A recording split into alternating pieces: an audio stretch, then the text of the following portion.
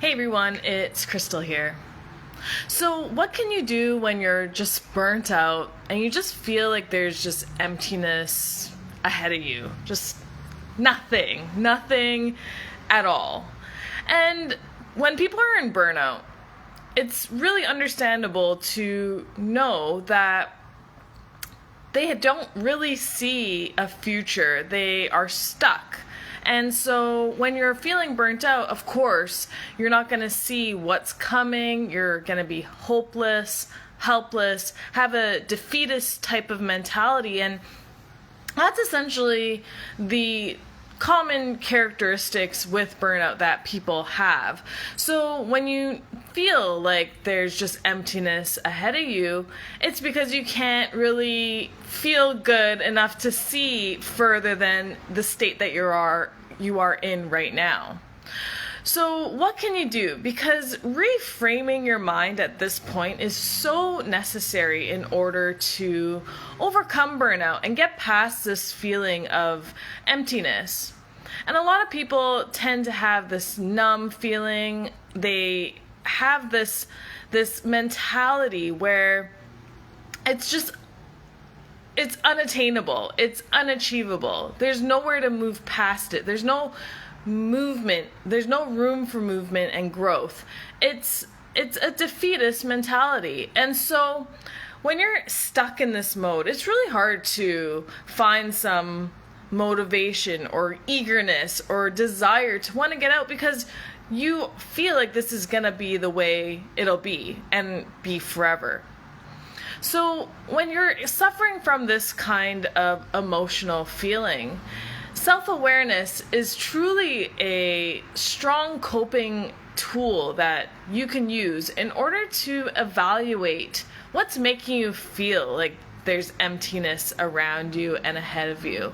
And what kinds of emotions are you experiencing during this time? And what kinds of situations, or stressful situations more so, are you experiencing that has caused you and brought you to this point of feeling empty? And this is a very deep emotion, to feel empty. When you're feeling empty, you're feeling like there's no hope. And so when there's no hope, why would you even want to be motivated to do anything? So this requires some acknowledgement around that and some awareness. So bringing around some self-awareness and strengthening that coping tool. Make it part of your daily life from the minute you wake up to when you go to bed. It's really important to use this as part of how you tune into yourself, evaluate what's going on with yourself, and really find some other ways to go about what you're experiencing. And of course, your mind will tear it apart. It will take you away from trying to find some resolution because it's easier for it to go towards the negative than the positive. Our minds naturally drift that direction. So when you find yourself feeling this hopelessness or helplessness feeling, it's up to you to really bring it full circle to your own self and not rely on others to fill up that emptiness, to accommodate it, to fulfill it, to make it better for you. This is all on you. And of course, it's understandable that there are some contributing factors to perhaps why you're feeling like this. It could be people that are contributing that aren't really great influences in your life at this moment, or maybe are causing you extreme stress or are quite challenging.